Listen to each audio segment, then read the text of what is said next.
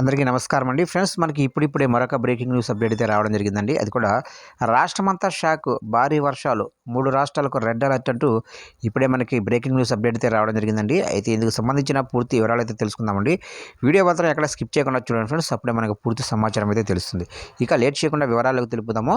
కాశ్మీరు, లడఖ్, గిల్గిత్, బలిస్తాను, ముషరఫాబాదు, హిమాచల్ ప్రదేశ్, ఉత్తరాఖండాలలో సోమవారం అనగా ఈ రోజు నుంచి భారీ నుంచి అతి భారీ వర్షాలు కురిసే అవకాశం ఉన్న నేపథ్యంలో ఈ ప్రాంతాలకు భారత వాతావరణ శాఖ ఐఎండీ రెడ్ అలర్ట్ అయితే జారీ చేసింది. ఇక ప్రస్తుతం కాశ్మీర్ మైదాన ప్రాంతాల్లో పుంచ్ జిల్లాలోనే పిరు పంజాలు శ్రేణితో సహా ఎత్తైన ప్రాంతాలలో మంచు కురుస్తుంది.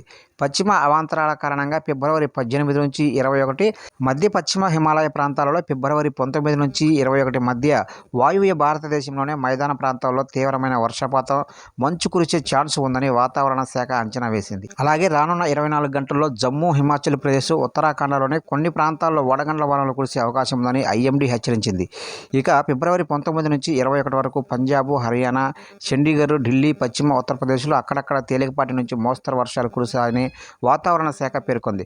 ప్రస్తుతం ఉత్తర భారతదేశంలో అనేక ప్రాంతాల్లో పొగమంచు అయితే ఎక్కువగా ఉంది.